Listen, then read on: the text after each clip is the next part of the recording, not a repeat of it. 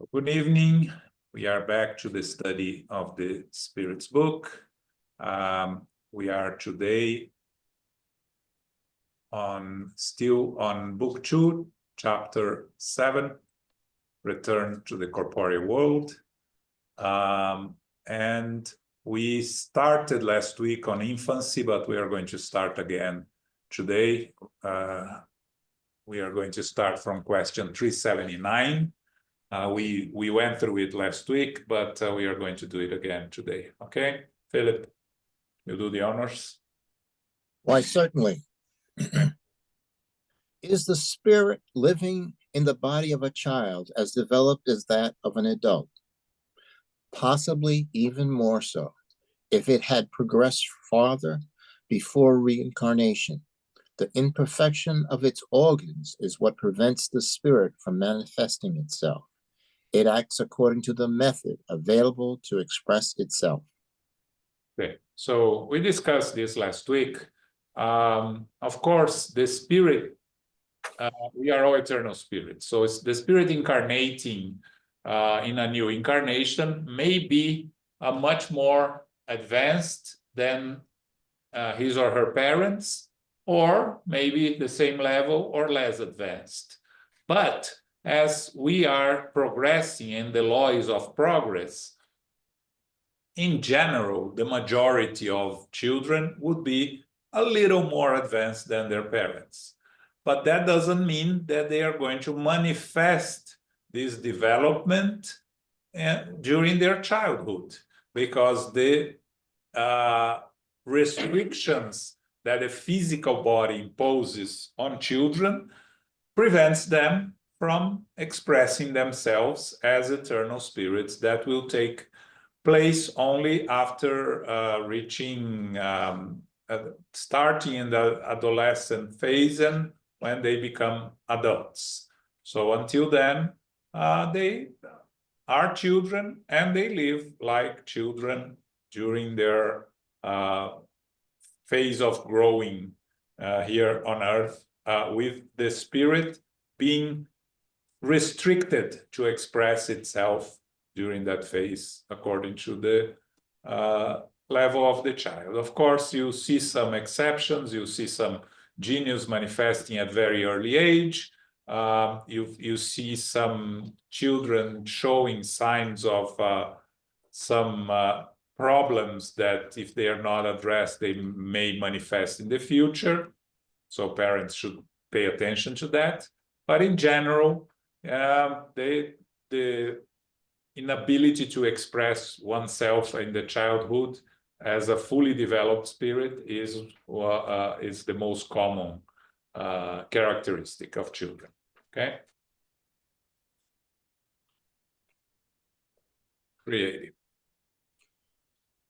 During infancy, despite the imperfection of its organs hindering its full expression, does a spirit think as a child or an adult? While existing as a child, a spirit's organs of intelligence do not give it the complete intuition of an adult, as they are not yet fully developed. The individual's intellect is narrow in scope until age has matured his or her reason. The confusion that accompanies incarnation does not immediately end at birth. It gradually dissolves with the development of the bodily organs.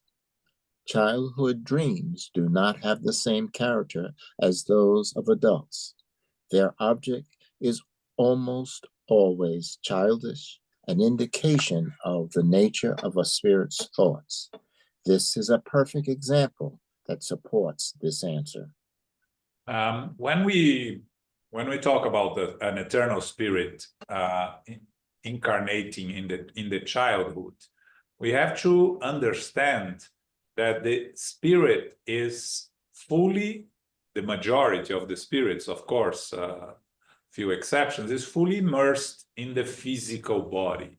So it's not that the spirit thinks outside the body of the child. No, the spirit is fully integrated as a child.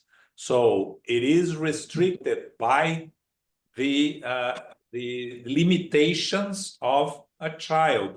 And actually, when we discussed last week in the mentally challenged individuals, we said that the spirit is not mentally challenged. The physical body is the one that is mentally challenged and prevents the spirit from manifesting itself. But it's not that the spirit is outside of the body, looking at the body, oh, my body is incapable of expressing myself.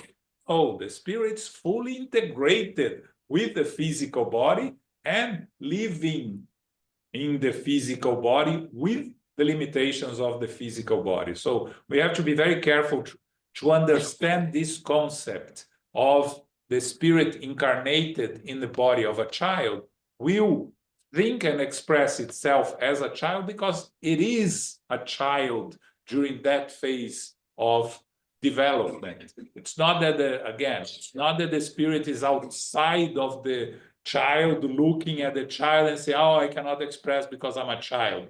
It doesn't happen that way, right? The spirit is fully integrated. Now, during the sleep state, depending on the evolution of its spirit, the spirit can go to the spiritual world and experience more freedom that the incarnation doesn't allow it. But that's, again, is the exception, is not the rule. The rule is, like Kardec said here, childhood who dreams do not have the same character of those of adults. The child is a child sleeping and dreaming as a child. The freedom of the spirit is the freedom of a children, of a child in the spiritual world. Okay? I think it's important for us not to think that the spirit is separate from the physical body it's incarnated. Correct? Correct. It seems from the very last sentence of the answer, the confusion that accompanies incarnation does not immediately end at birth. It gradually dissolves with the development of the bodily organs. So it gives the impression that as the physical body matures, the spirits gain more and more ability to express itself until it reaches adulthood, or at least the teenage years. That is almost like liberation of the spirit's potentials, accompany the development of the physical body. You can also use this as a comparison our ability of learning.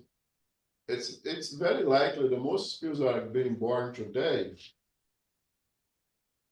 By the time that they discarnate, they learn at least how to write, learn, count numbers.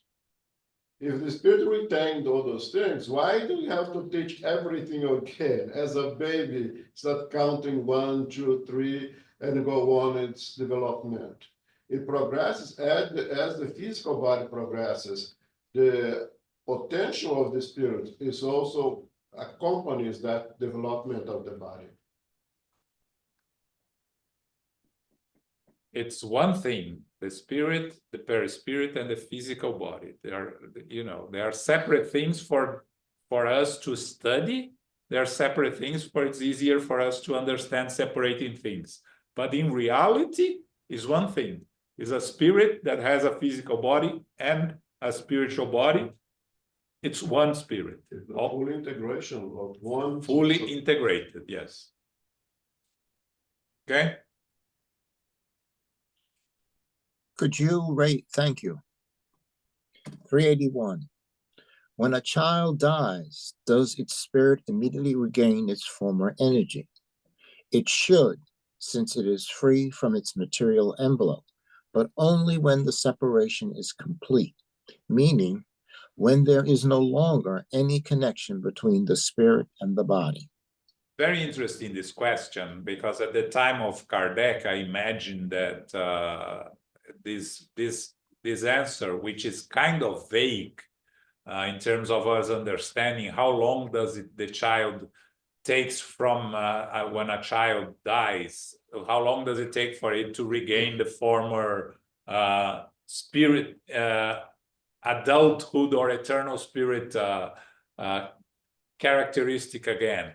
André Luiz brought in the books of the life in spirit in the spiritual world, and the book we just finished, Between Heaven and Earth, there is a colony of children in the spiritual world, right, where the son of what was her name again? Well, Zumira is Julio, the son that goes there twice, right? But the other, I forgot her name. Oh. She had 4 kids. One died, went to the spirit to the colony. She goes visit him in the colony, and you see there she arrives at the colony, and her son who died when he was 8 years old or discarnated, he was there as an 8-year-old, right? So what we in the majority of cases at our level of evolution, a child will continue their development in the spiritual world as if they were living in the physical world. Again, not exactly 100%, but in general, right? So let's say a child discarnates when it's 8 years old. It maybe won't take 11, 12 years old to reach 20 years old in terms of mental maturity, but it will take some time, the development in the spiritual world, to reach the former self of an eternal spirit. Of course, spirits more evolved, this process will be much faster. And if as we discussed this here, if a child has not a sense of self, meaning one that dies in a miscarriage, one that dies when it's very early ages, up to 1 year old, then it's the child, because it doesn't have a sense of being oneself already as an incarnated spirit, it goes back to the previous form in a much easier way and faster way, okay? But in general, spirits, when they become aware as a child that it is a child, that they are aware of themselves, they go back to the spiritual world at our level of evolution. They will continue to be a child in the spiritual world. So when the spirit says there is no longer any connection between the spirit and the body, the answer here is, as long as the child continues feeling like a child in the spiritual world, means that there is a connection between the spirit and the body, which is the spiritual body, which is a representation of the physical body that was left behind, which is a child. So it will continue to grow in that sense. Okay? 382. Yes, please. During childhood, does an incarnate spirit suffer from the limitations imposed upon it by the imperfections of its organs? No. It is a required part of the natural order and imposed by providence. It is a time of rest for the spirit. Well, here the question is, you are an eternal spirit and you are in a new incarnation. You are in the body of a 3-year-old child. Are you suffering from the limitations of your physical body? And again, we go back to, we are one spirit that is fully integrated in the physical and spiritual body. So you are a 3-year-old child. You are a 3-year-old child. You're not suffering because you are a 3-year-old child, unless you're sick. You are a 3-year-old child. You're happy or sad or playful like a 3-year-old child. So it doesn't suffer from the limitation imposed by the imperfection of its organs. And again, going back to what we studied last week, mentally challenged spirit, it's not suffering from the limitation as it is because it doesn't, as an incarnated, it doesn't have an understanding of the limitations of the physical body. A spirit in the sleep state may see the limitation of a physical body and understand the problems with it, which doesn't happen with a child. But no, a child does not suffer from the limitation because it's not aware. It's a child. That's what we need to understand here. Again, when we start studying that we are eternal spirits, we have this maybe this difficulty to conciliate how you are an eternal spirit and you are a child, how one limits the other. But actually, you are an eternal spirit incarnated as a child, so you are a 3-year-old child. That's the definition of who you are. There's nothing more than that. Especially because of the self-identity, that's what you know of yourself. And at 3 years old, I know myself as a 3 years old. I don't know myself any other way. My identity is at 3 years old. I cannot suffer for something that I don't even know that I have. It's impossible. Yeah. Okay, so what's the point in all of this, right? 383. What is the point of a spirit experiencing childhood? The purpose of incarnation is the improvement of the spirit, and childhood makes a spirit more open to the impressions it receives.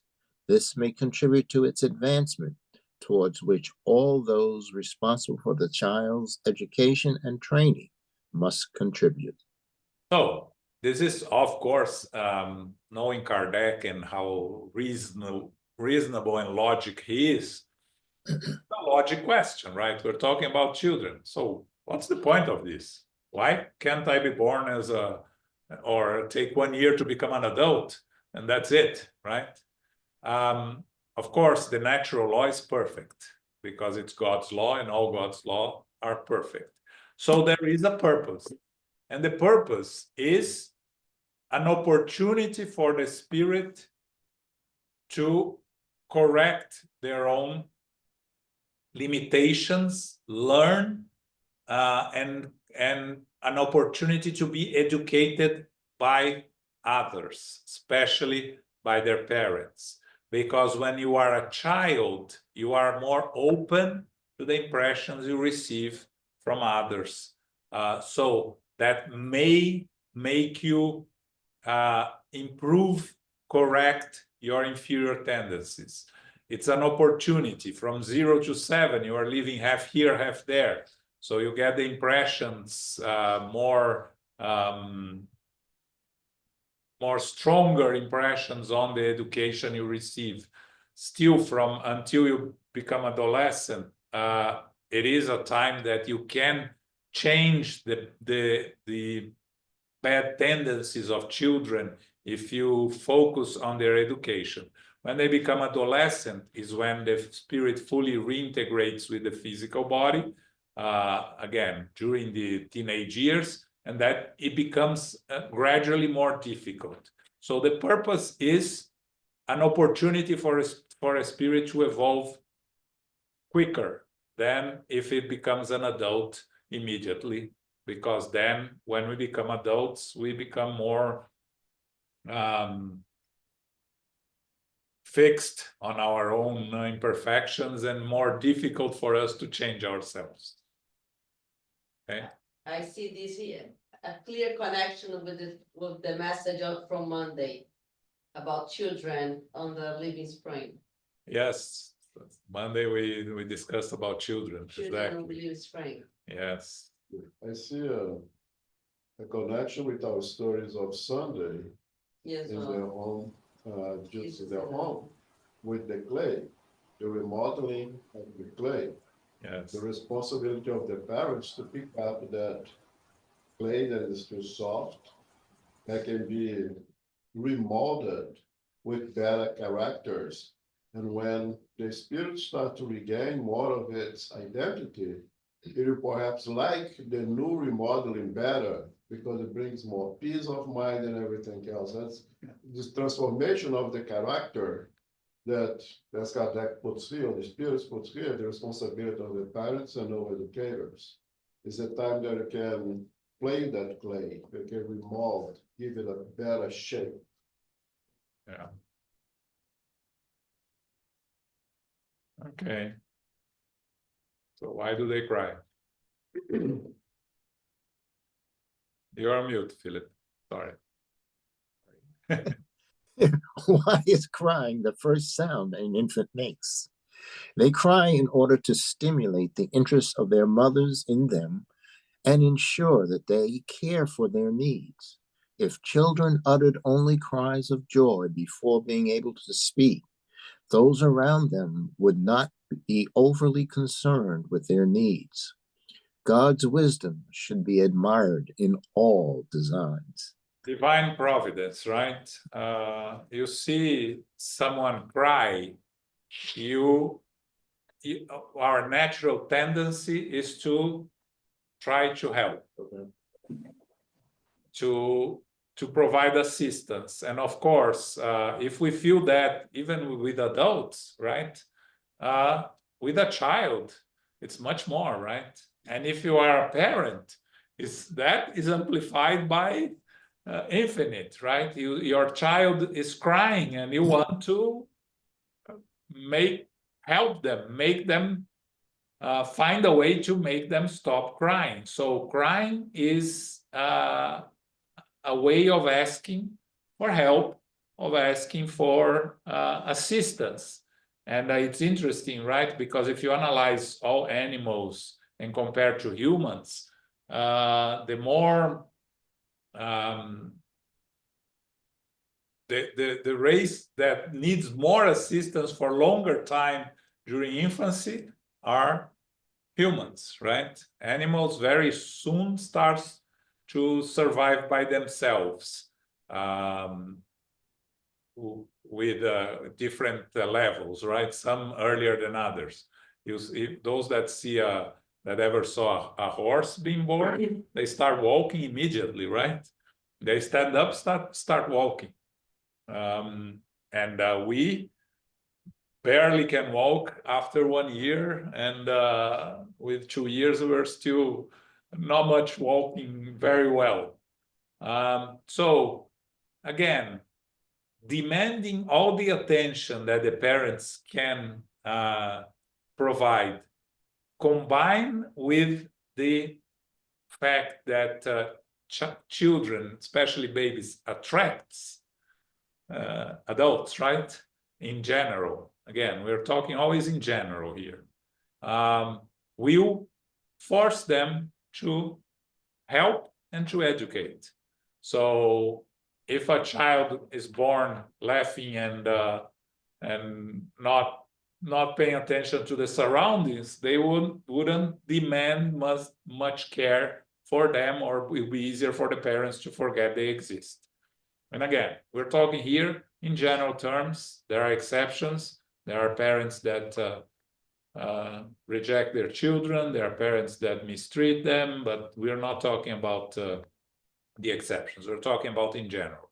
So with a child, with the inability of a child to fend for themselves, they need all the help they can, and the help is provided by the parents or those that are taking care of the children, who use the opportunity, also should use the opportunity to educate these children.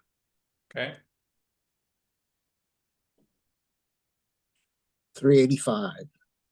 Where does the change that occurs in its character at a certain age, particularly upon leaving adolescence, originate? Does the spirit become adapted? Upon regaining consciousness, the spirit appears as it was before incarnation. You do not know the secrets that are hidden beneath the apparent innocence of children. You do not know who they are, who they have been, or who they will be. You love and cherish them regardless, as though they were a part of you.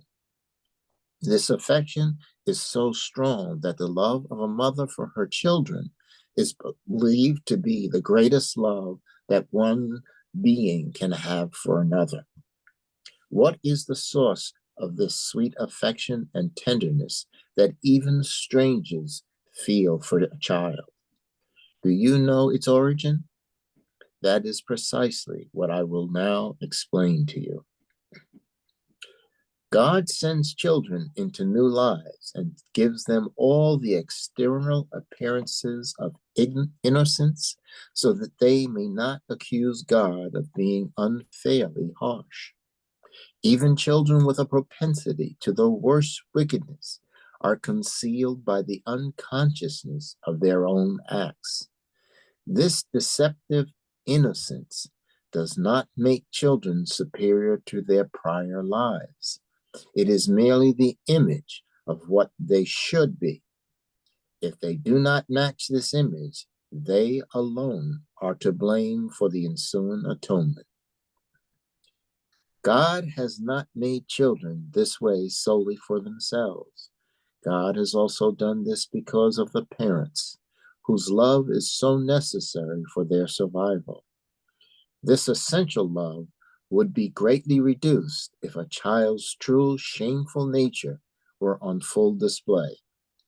As parents believe that their children are inherently good and gentle, they shower them with affection and care. When children no longer need this assistance, which is given to them for 15 or 20 years, they reveal their true characters. Those who are truly good at heart remain good. But even then, their characters reveal many traits that were once hidden. God's ways are always for the best, and for the pure in heart, the explanation is always easy. A child born among you may have come from a world in which it has acquired habits that are drastically different from yours. How could this new being, possessing its own passions, inclinations, and tastes, adapt to your world if it came in any other fashion than the filter of infancy intended by God? This process merges together all the thoughts, characteristics, and types of beings produced by all worlds in which creatures grow. At death, you find yourselves in a type of infancy surrounded by a new family of brothers and sisters. You are unaware of the habits, manners, and relations of a world that is new to you. You find it difficult to express yourselves in a language that you are not accustomed to and that is more vibrant than your thoughts today.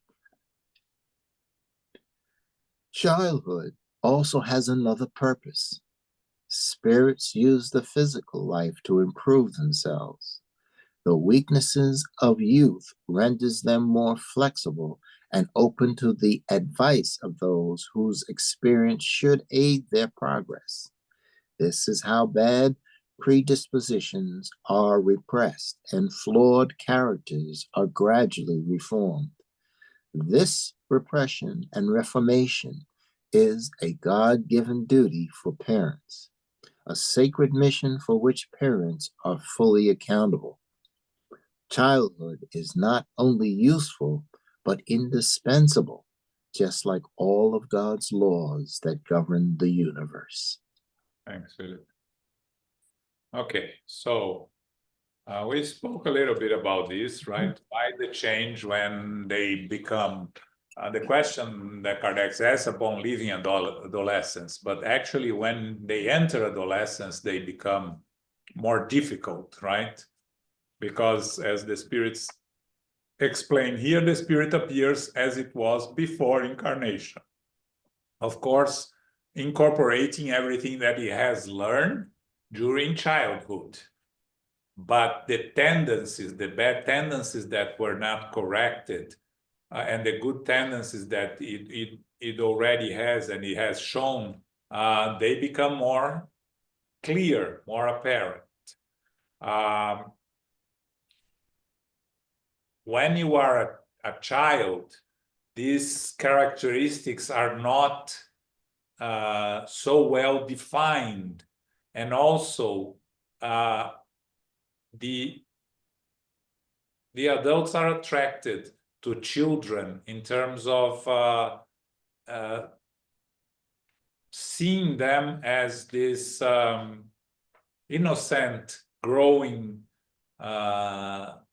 children that needs our care and tender. Again, I'm talking about the general rule here, right? There are exceptions for everything, but the general rule, you see it, most of us see children, you know, you like to play with children, you like to talk to them. The parents, of course, they have a different responsibility, but we are all naturally attracted to children, and we normally like to interact with children and try to help them in the way we can. So going to the natural laws, the Spirit says that God sends children here and gives them all the external appearances of innocence, so we can look at them and be attracted to them and be willing to help them in one way or another. They are not hiding what they are as eternal spirits, because again, a child is a child, fully integrated as a child. So whatever that child is showing in terms of qualities and of imperfections, it is what the Spirit has with it. So it gives us an opportunity to pay attention, and if possible, if it's on our own responsibilities, to educate the child.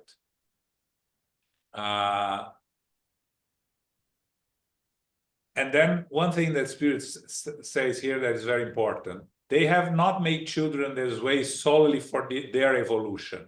It's also because of us, the parents, because by loving and helping a child, we are going back to the main precept of our evolutionary path, which is helping others. Without charity, there is no salvation.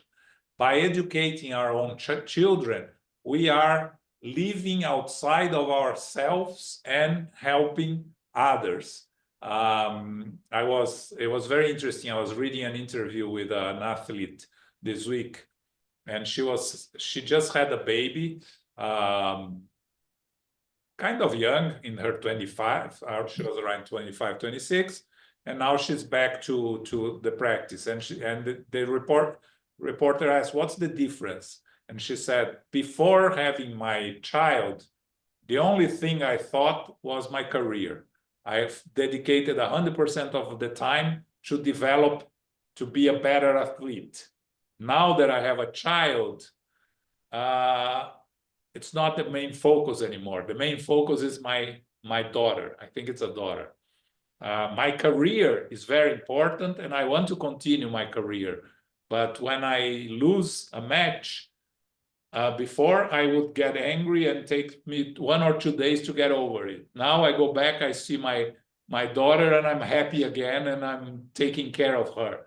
So you see in that example why God has placed children in this world, and why children has to be, besides themselves, how they are important for those around. And again, we're talking about parents, or talking about those that take care of children, maybe in an orphanage, maybe adopted children, maybe uncles, aunts, grandparents, all those responsible for children. It's an opportunity for them to grow, also to learn to think about others before thinking of themselves, which is the best way for us to evolve. And then the spirits talk a little bit about children coming from different world. Again, if we are living in a spiritual world, let's say, my last incarnation, let's say, was in India, and then I'm new incarnation here in the US. It is a completely different country, different costumes, different habits of everything that I had before. So I need to be educated in the ways of this place that I'm born. Here they talk about different worlds, which is possible also. If the spirit comes from a different world, which it happens not very commonly, but it does happen. Of course, the spirit has to adapt itself to planet Earth. When we go back, we have to adapt ourselves to the spiritual world where we find ourselves in the spiritual world. It's a little bit easier because we will go to where we feel comfortable in the spiritual world. And here we are incarnating and we are in the place that is bad. It's the best opportunity for us to grow, but it's not be the most comfortable place for us in the new incarnation. So that's what the spirit talks about, our responsibility also in educating their children, right? So I think that's it. Any additional comments, any questions here? We finished with children, so if anyone has any questions. And you know, I before we move, I was reading this and I was thinking, this was 1860, right? Children 1860 were educated in a completely different way than today, right? Children of rich family were given to the servants to educate. Children of poor families were put to work at very early age, right, to help the family. And the spirits are already talking to us here like we have to treat children today, right? 150 years later, we look at these questions and answers, and there is nothing here that is old-fashioned, there is out of order. It's incredible, right? And I think that's like Kardec uses in the question, leaving adolescence or becoming young adults. Because the way people are raised at that time, that adolescents would not be able to express themselves. If I would say to my parents or do things out of the household that my kids have done, probably not be here to tell the story. It was completely different. There are things that no, you do just not do, just not say. So I think the adolescents at the time of Kardec would be a lot more repressed to express themselves, would have to wait until leaving these teenage years, young adulthood. Okay. All right. Now, sympathies and antipathies. 386. Could two beings who have already known and loved each other meet in another corporal existence and recognize each other? They may not recognize one another, but they might be attracted to each other. The attraction stemming from the ties of a former life is often the cause of the most intimate unions. In your world, two people are drawn together by circumstances that seem to be chance, but are really due to the attraction of two spirits who are instinctively looking for each other in the crowd. Would it not be better for them to recognize one another? Not always. The recollection of past lives would have more disadvantages than you think. After death, they will recognize one another and then reminisce over the time they spent together. Okay, so here we're talking about these natural attractions that we have for some people here on Earth. It could be on our family, it could be friends, it could be co-workers. And the question by Kardec, can we meet in another life people that have already known and love each other? And we know very well that that's exactly what happens, right? We are born in a family where some of those around us are relatives from the past, and others are opportunities for us to learn from each other, and others are those that we have difficulties in the past and we are here to readjust. So in terms of sympathies, the fact that we have an attraction in a previous life, we were friends, we are attracted to one another in many different ways, will facilitate us in this incarnation when we find one that we feel immediate attraction to, right? We go along very well. And these are normally friends, people that we have in our families and our friends. So it is only natural that we are going to be around those that we have some relationship in the past. But also, and we are going to discuss this later in this chapter, there are those that are not part of our past, but have the same interests as we have. So we are developing new affections and new friendships, right? So we are building that, because if the objective is for us to become an universal family, right? Like when we are perfected spirits, we need to keep growing our good relationships and trying to reduce our difficult relationships. But in terms of our good relationships, we will have a combination of those coming from the past and those that we are connecting in this life. And then the obvious question that everybody asks, well, wouldn't it be better if we remember from our past lives? And we always ask this about trying to remember the good things or the problems, right? And again, as I always say, we have problems dealing with the issues, mistakes we made in this life. If we start adding all the mistakes we made in previous lives, which we were worse than this life, because the law is of progress. So this is the better version of myself.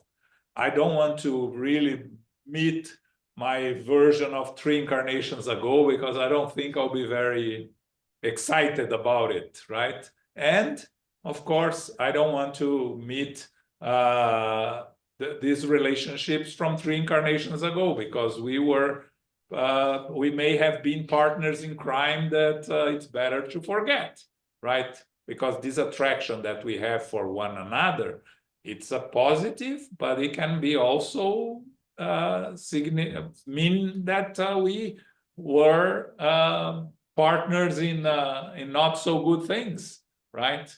So it's better if we start new.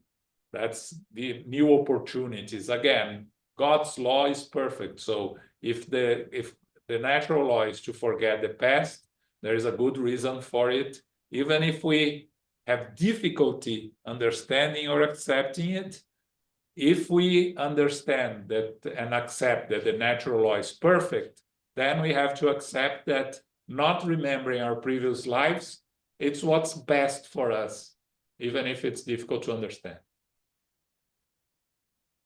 Okay? 387. Yes. Is sympathy always the result of past intimacy? No. 2 harmonious spirits naturally seek one another without having been acquainted as human beings. Again, as it's how we grow. So let's say here, right? I meet Fabio, who is a musician, loves music. I love music. We may not have any relationship in the past. We may have not known each other ever, but our attraction for the same thing can make us become friends, become harmonious spirits, right? Because we naturally seek one another, and we are going to be attracted to those that think the same way we do. And again, this can be in a positive or in a negative way. We're talking mostly about positive things here, but it happens the other way around also, right? Those that have inferior tendencies are attracted to those that share the same inferior tendencies to them, right? And then you associate with the spirits influencing, and it becomes a complex problem.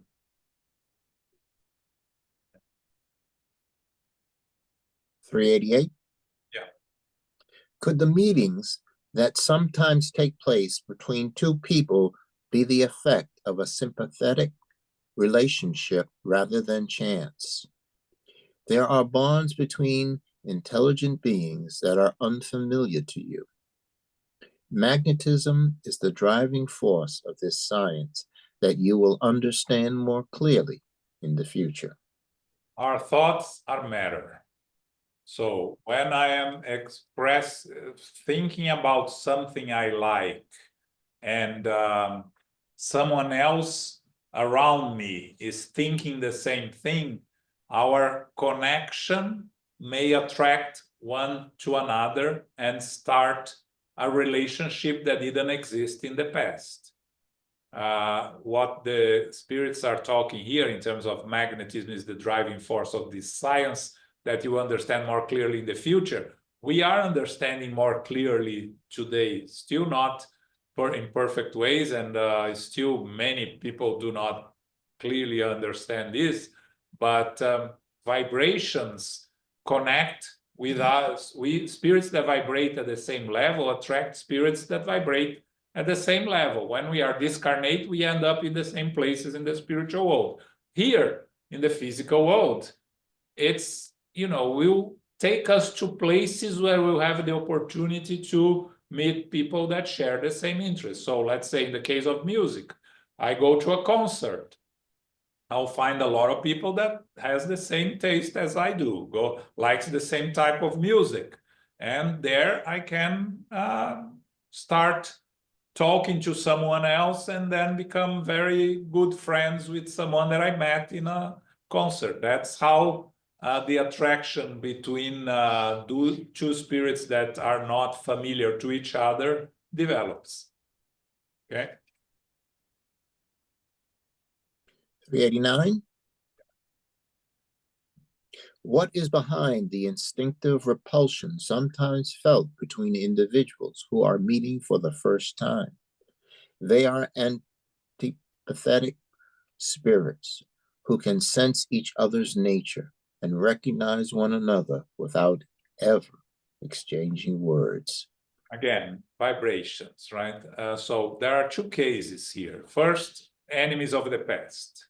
The instinctive repulsion when we approach someone that we had problems in previous existences.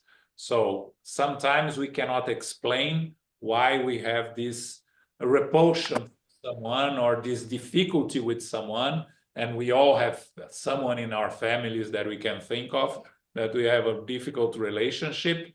It may be a consequence of the past.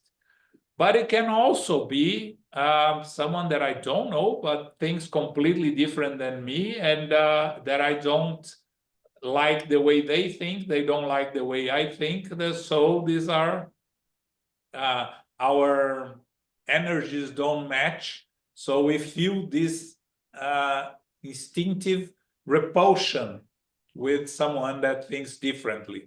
I know that nowadays you can talk about this much more clearly with the situations we are going through, especially in political situations and similar things, right? With social media, with people gather in groups that unite in their tastes and then discriminate against all those that have different tastes, it becomes even more clear nowadays. But again, for us spiritists, it's something that we have to work to correct ourselves. We have to work to overcome these difficulties. Okay. 390. Is instinctive antipathy always the sign of a wicked nature? Two spirits are not necessarily wicked because they are not sympathetic. This hostility may spring from a difference in their way of thinking. As we ascend, these differences are erased and their antipathy disappears. When I read this question, I was thinking about sports, right? I was thinking about a Yankees fan and a Red Sox fan, right? They naturally hate each other out of differences of their teams. They're not necessarily wicked spirits, right? They may be very good individuals on both sides. They just have a rivalry that they cannot overcome because of their passion for their team. So there's not necessarily the fact that you don't sympathize with someone. It doesn't mean that you are a bad person or the other person is a bad person. It's just sometimes it's different in tastes, you know, different in opinions. And if you have too strong an opinion, you can carry this to a sentiment that is not very constructive, not very positive. And again, for us spiritists, we have to try to educate ourselves, right? If the difference is because the guy likes another team, that cannot be something that prevents us from having a good relationship. But unfortunately, sometimes it is, right? But and I think these days, this question is extremely important to us. At this time of polarization, or you're too far to the right or too far to the left. And if you are to the left, you hate the right and vice versa. That's the biggest problem that I see in our society today. And you see this aspect that the Spirit says here, magnetism, going to explain, attraction and repulsion is something that you learn in the middle of phase. That's where we have the ability of understanding attraction and repulsion. That's what happens along molecules in nature, in the mineral world. So now that you are in individualized intelligent principle, we should be above those instinctive behaviors. We see someone have instinct that there's a repulsion, but with intelligence, especially with our conscience, we should put that aside. So we will see that just as an example, that you see the Democrats and Republicans may be very good people themselves. Practice good, be good citizens, but being on a different side of the aisle. They should not be hating each other because they have different ideologies. And they might both be very good individuals in their own community, doing good for the community, but having this different ideology. The problem starts when we outside polarize the situation. Now, if you are on that side, you cannot be my friend. And unfortunately, this is happening. Even separation among couples, and the divorces because of it is happening these days. Yeah. Yeah, we need to educate ourselves. We need to try very hard to overcome these inferior tendencies that we all carry. Since the mineral phase. Yeah. Yeah, no, we all have prejudices. It's important for us to recognize what these prejudices are and fight against it, because to say that you don't have prejudices, we are imperfect spirits. So we all do, right? So yes, we need to learn what they are and not pretend we don't have them, right? Because if we pretend we don't have them, we're never going to remediate it. Okay. All right, last one. 391. Out of the two individuals, who initiates the feeling of antipathy, the better or the worse spirit? It may begin in both, but its causes and effects are different. A bad spirit feels antipathy against whoever is able to see through it, thus discerning its imperfections. On seeing such an individual for the first time, it knows that it will receive their disapproval. Its repulsion transforms into hatred and jealousy and inspires the desire to do harm to the target of its feelings. A good spirit feels repulsion for a bad spirit because it knows that it will not be understood and that they do not share the same thoughts and ideas. As such, a spirit is strong. It feels neither hatred nor jealousy towards the bad spirit and is happy to avoid and pity it. Okay, so out of two individuals, who is the worst? It's always the other, never me. And you can always justify it. Yes. So what the spirits are saying here is that there's no better or worse. It's just that they are different, right? Of course, there may be more evolved spirit and less evolved spirit. But normally, you see in others, you manifest in others what you have in yourself. I remember many years ago, I had a colleague at work that he was always talking about everyone conspiring. He thought that there was always a conspiracy going around him in work. And it took me a long time to understand. And finally, I understood why he thought that, because he was a conspirator himself. He always wanted to conspire, unite people and conspire. So the way he thinks everyone thinks about it, right? Of it. So that is, again, for us here, a challenge is, like they say, a good spirit should feel neither hatred nor jealousy towards a bad spirit, a less evolved spirit. And we should try to educate ourselves to understand, accept the differences, accept the limitations, accept the journey that they are in. Easy to say, not easy to put in practice. Again, we live in a world that is more and more, we are surrounded by different ideas and opinions. In the past, your ideas and opinions were limited to work, family, and friends. Now you have the whole world with ideas and opinions that you can access at all times and discuss at all times. So you can enter into a heated discussion with someone in China very easily. And before these social media times and this internet times, for you to have a discussion with someone in China, will have to be through letters. So it will take a long time for the discussion to happen, and you probably get bored before the. Expensive. Yeah, and expensive. Nowadays, It's free. why is this happening? Is this positive or negative? Actually, it is progress. But we, of course, we make good and bad use of progress, like everything, right?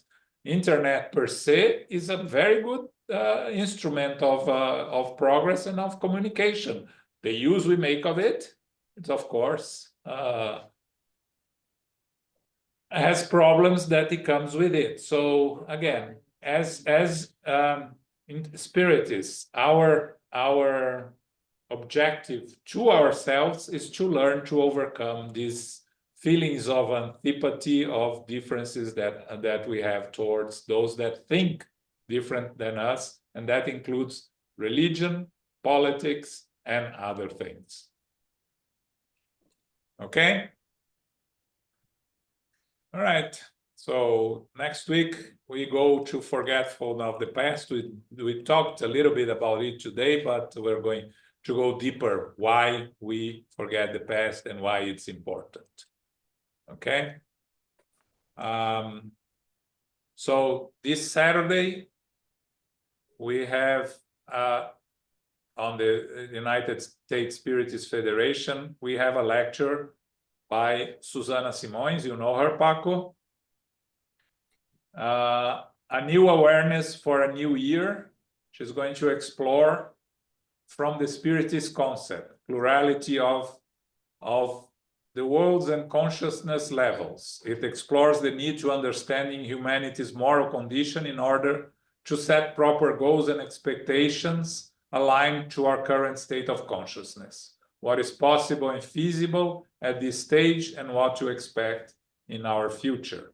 This is Saturday, 11 a.m. through the United States Spiritist Federation YouTube page, okay? This Sunday, third Sunday of the month, we are going to study the Mediums book. Okay, where we are in, I don't remember also, but we are going to study the Mediums book. Okay. Carol, can you do our final prayer? Oh, certainly. Thank you very much, John, and thank you, Elmo, and also thank you, Philip, for reading for us this evening, and all who are here and participating. Infinite Creator and Supreme Intelligence, we give thanks to be together again for our studies of the Spirit's book, the chapter being Chapter 7, Book 2, regarding infancy and sympathetic. Anyway, we'll skip that. If a child is not fully developed and may not show its complete nature as an eternal spirit, a child's body and brains are limited and express itself as a child will be until adulthood. Intellect and intuition will mature as it gains physical development. The spirit and perispirit are integrated in the body. There is a colony in the spiritual world for children. A young child will continue to develop and does not suffer from any limitations because it is still malleable and not fully aware that it is even an eternal spirit. Incarnation helps us to improve our spirit in order to learn, correct limitations, and our inferior tendencies. Infancy and its apparent display of innocence is God-given. This, however, changes when a child reaches adolescence or adulthood. Parents and adults have an opportunity to educate and uplift children, which will help us as well to evolve. Vibrations of attraction and repulsion may occur during life's journey. We may know people from a past life, or perhaps by merely meeting them for the first time. We should use our consciousness and intellect to overcome our inferior tendencies in order to respect the opinions and ideologies of others. We give thanks to the spiritual benefactors and the good spirits for guiding and inspiring us this evening. May we receive the love, light, and peace of Christ within us, and for our loved ones, our teachers, our directors, our counselors, our mediums, the workers, and all the participants. We pray for inner peace, and especially now for world peace, and for those who are suffering in the physical and spiritual worlds. We pray for our center, SGNY, and all spiritist centers throughout the world, that they may grow, prosper, expand, and be protected throughout the day and throughout the night. As we close, we humbly ask for safety and protection as we return to our family, friends, loved ones, and co-workers. May we remind ourselves now to be beacons of love, of light, of peace, of service, and charity, which is love in action. May peace and love prevail. So be it.